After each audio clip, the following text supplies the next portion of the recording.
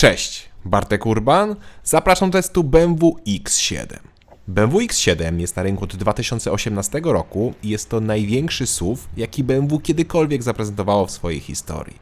W zeszłym roku, czyli 2022, X7 dostało facelifting, który już klasycznie dla nowych BMW wzbudził sporo kontrowersji. O ile tylna część nadwozia praktycznie się nie zmieniła, ma tylko delikatne zmiany, tak przód jest już kompletnie inny przez podwójny układ świateł. Układ świateł, przez który BMW X7 wygląda jak Hyundai Kona albo Citroën C5 Aircross. No przyznacie, coś w tym jest, że te dwa rzędy świateł kompletnie nie przypominają BMW. O tym, że jest to BMW, ma za to przypominać przeogromny grill, który akurat do tego modelu pasuje, bo X7 jest przeogromne. Jest tak duże, że linia okien w X7 zaczyna się tam, gdzie w zwykłych autach kończy się dach. Auto ma niemal 5,2 metra długości, 2 metry szerokości oraz 1,90 m wysokości. A jakby tego było mało, to X7 ma pneumatyczne zawieszenie, dzięki czemu mamy aż 5 różnych poziomów.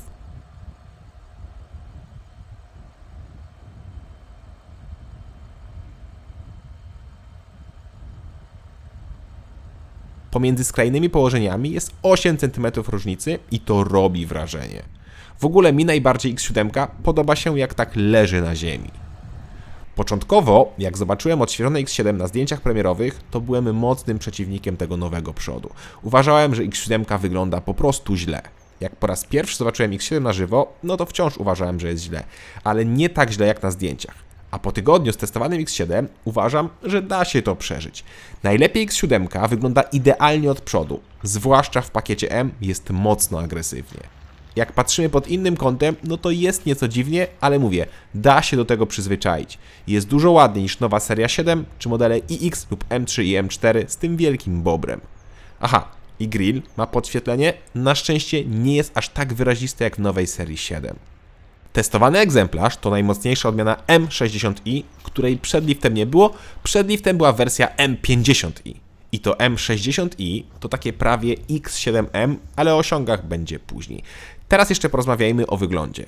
Po lifcie X7 dostała m.in. nowe wzory felg, w tym te ogromne 21-calowe testowane. Bardzo ciekawy i ładny wzór. Szkoda tylko, że tutaj są atrapy, jak na przykład te boczne wyloty, czy zderzak z prawej strony. A co ciekawe, z lewej nie ma zaślepki. Dodatkowo wydech nie jest połączony z zderzakiem, czyli mamy takie fizyczne wycięcia w zderzaku, a dopiero za nim w środku widzimy po dwie rury na stronę. No ale lepsze to niż atrapy. To co bym zdjął, to ten znaczek M z grilla, który wygląda jakby ktoś go tak na siłę tutaj przykleił. Na siłę też chyba ktoś malował tylne zaciski, które wyglądają jakby ktoś je na szybko pociągnął plakatówką. To pora na bagażnik. I ten ma klapę otwieraną do góry, po czym możemy otworzyć dolną część, a następnie możemy opuścić sam tył po to, żeby było łatwiej wrzucić ciężkie bagaże. A pojemność bagażnika w X7 jest zależna od ilości pasażerów, maksymalnie możemy mieć 3 rzędy i 7 osób na pokładzie. I jak widzicie, nawet z trzecim rzędem rozłożonym bagażnik wcale nie jest taki mały, a pod podłogą jest jeszcze duży schowek na roletę i nie tylko.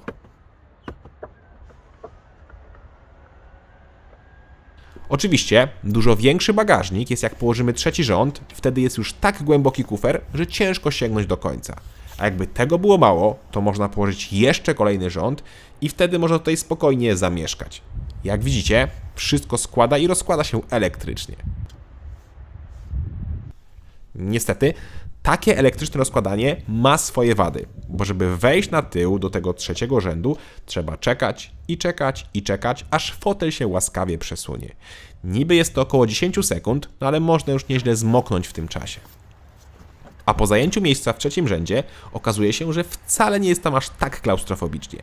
Ja mam 186 cm wzrostu i się tam zmieściłem. Zarówno na nogi, jak i na głowę miałem parę centymetrów wolnej przestrzeni. Oczywiście na nogi miejsce jest regulowane, bo kanapa przed nami jest elektrycznie przesuwana. Pozycja dla osoby dorosłej jest niestety mało wygodna, bo mamy bardzo wysoko kolana. To, co mnie miło zdziwiło, to w trzecim rzędzie mamy oddzielny szyberdach oraz oddzielną strefę klimatyzacji i to wraz z podgrzewaniem kanapy. Podoba mi się.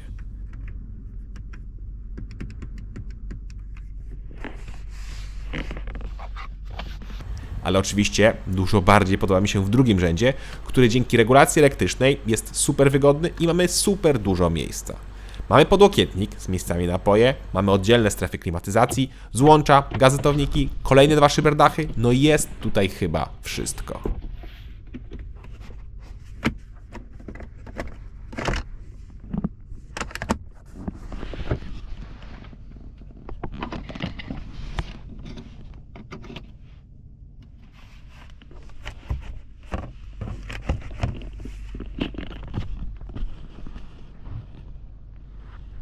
Zresztą, z przodu też jest prawie wszystko, jednak ku mojemu zdziwieniu skóra już wyglądała dość nieciekawie, a auto nie ma nawet 10 000 km przebiegu.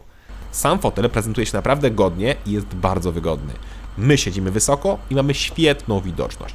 Wszystko jest oczywiście sterowane elektrycznie.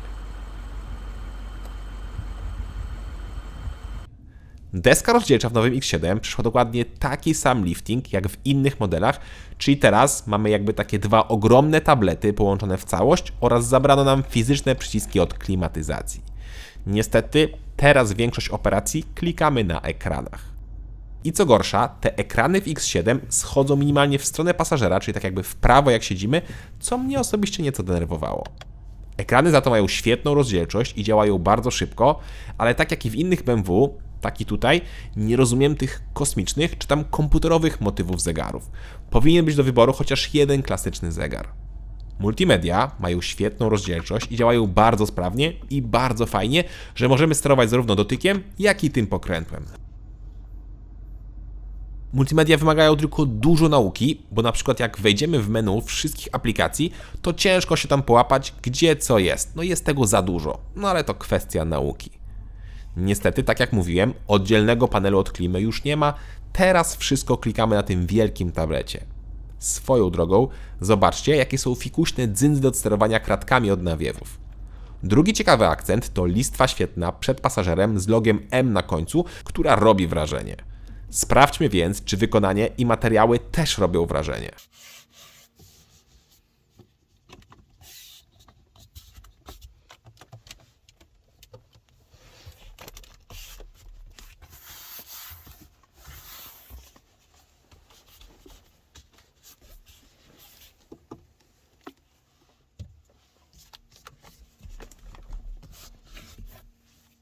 Materiały są naprawdę świetne, a spasowanie niezłe, chociaż jak słyszeliście, czasem coś tam lekko zaskrzypi. Ale naprawdę przy mocnym macaniu. Podczas jazdy jest absolutna cisza. Pora więc na schowki, a potem zaglądamy pod maskę.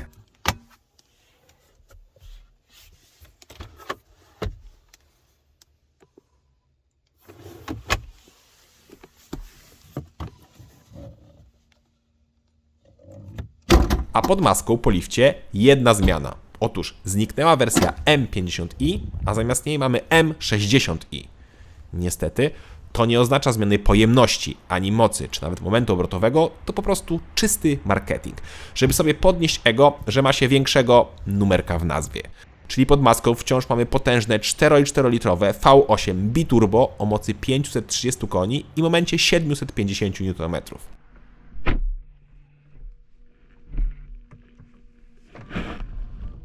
Brzmi to cudownie. To znaczy, taki silnik i moc pod maską tego kloca brzmią jak przepis na cudowne auto, bo samo brzmienie tej jednostki i wdechu jest, no cóż, słabe to mało powiedziane. Najpierw posłuchajmy silnika.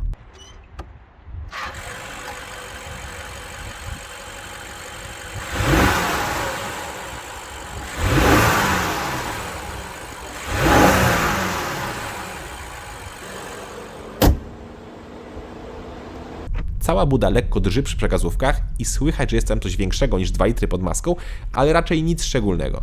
Z tym, że z wydechem jest jeszcze gorzej.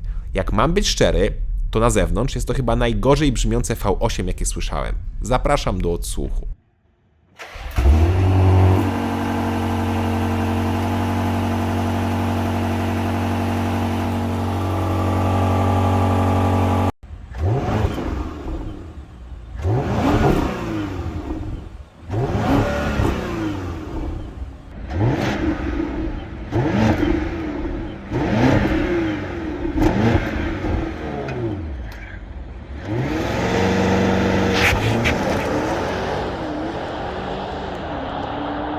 Nawet na zimnym starcie, tak zwany cold start, auto brzmi jak jakaś 2-litrowa rzędowa czwórka.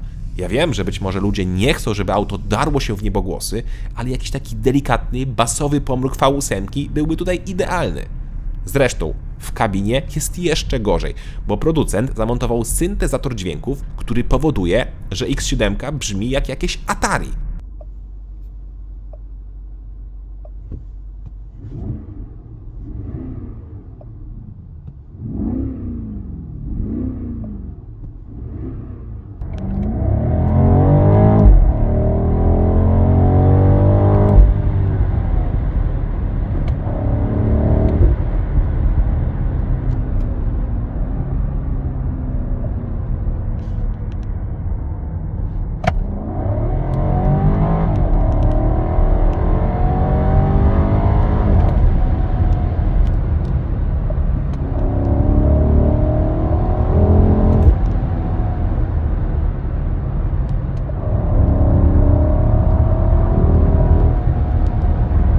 Na szczęście można to wyłączyć, no ale po co to montować w aucie z potężnym V8 pod maską? Kompletnie tego nie rozumiem. I tak naprawdę te doznania dźwiękowe to jedyna rzecz, do której muszę się przyczepić, bo wszystko pozostałe jest naprawdę świetne. Zacznijmy więc od osiągów. Katalogowo X7 M60i powinno zrobić setkę w 4,7 sekundy i jest ograniczony do 250 km/h. Przypomnę tylko, że mówimy o ponad 5-metrowym klocu, który waży niemal 2700 kg. Jest tak ciężki, że nie możemy nim wjeżdżać na chodnik. Pora więc na pomiar tego mastodonta.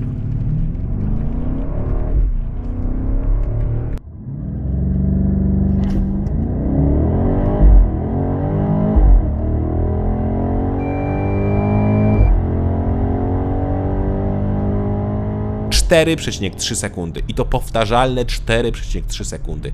Niesamowite, jak szybkie jest nowe X7. No start z miejsca robi piorunujące wrażenie, bo to jest aż niemożliwe. Co więcej, potem też jest genialnie i czas od 100 do 200 km/h wynosi 11,5 sekundy, co również jest świetnym czasem. Ba, jedyna konkurencja, jaka mi przychodzi do głowy na naszym rynku, to Mercedes GLS 63 AMG, który robi setkę w 4,2 sekundy. Z tym, że Mercedes ma 612 koni, czyli o 82 konie więcej niż BMW. Brawo BMW!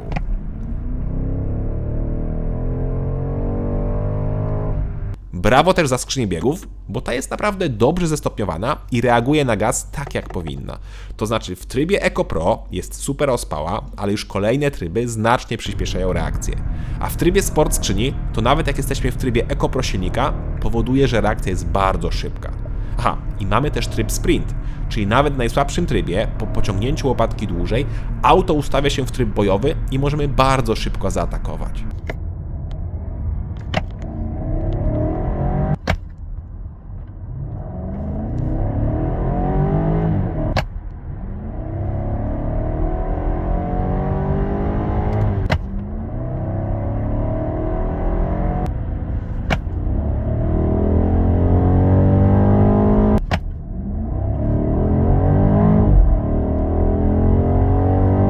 Nieźle, prawda?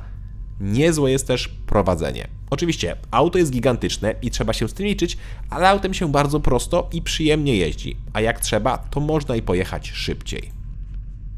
Auto ma skrętną tylną oś oraz pneumatyczne zawieszenie, więc można łatwo dostosować, czy chcemy, żeby było twardo, czy chcemy, żeby było komfortowo.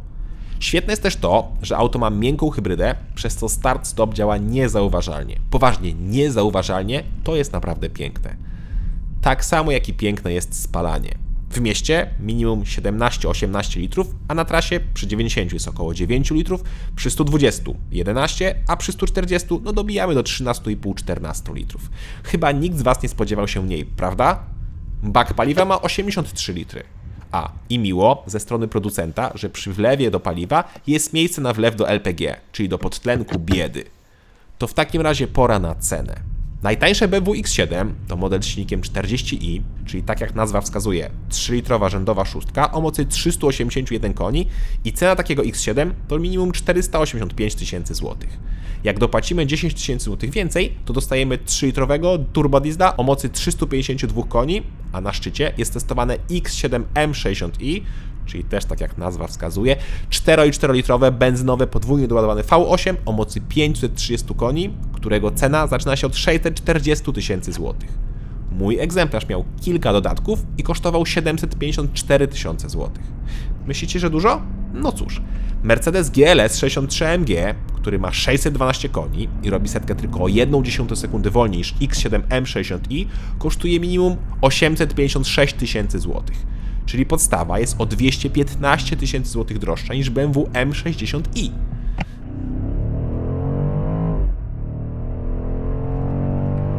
Z tym, że GLS przy wyższych prędkościach jest szybszy od X7 oraz w Mercedesie dostajemy prawdziwe AMG, a X7 to nie jest prawdziwy M-Power. To jest jednak poziom niżej, jeśli chodzi o sportowe doznania. Tylko czy to źle? To nie nazywa się przecież X7M, tylko właśnie X7 M60i, a osiągami i wyglądem naprawdę budzi podziw. Po liftingu jest oczywiście kontrowersyjne, ale chyba wszystkie nowe BMW takie są. Być może taki mają plan biznesowy i marketingowy. Sama X7 wciąż jest przeogromnym autem, którego w sumie zastosowania nie rozumiem. Bo do miasta za duży i waży tak dużo, że nie można parkować kołami na chodniku. Na trasę lepiej kupić limuzynę, do sportu się nie nadaje. Z tym, że właśnie podsumowałem cały segment dużych sportowych SUV. One są po prostu modne i to jest coś jak taki symbol statusu. Ja mam większego. I faktycznie, w X7 wszystko jest większe i mi się to podoba. Jak ktoś potrzebuje wielkiego, wygodnego, 7-osobowego auta o niesamowitych osiągach, to X7 M60i wydaje się świetnym wyborem. Największa wada to zdecydowanie doznania dźwiękowe, bo na zewnątrz brzmi jak 2 litry, a w kabinie jak gra komputerowa. Cześć!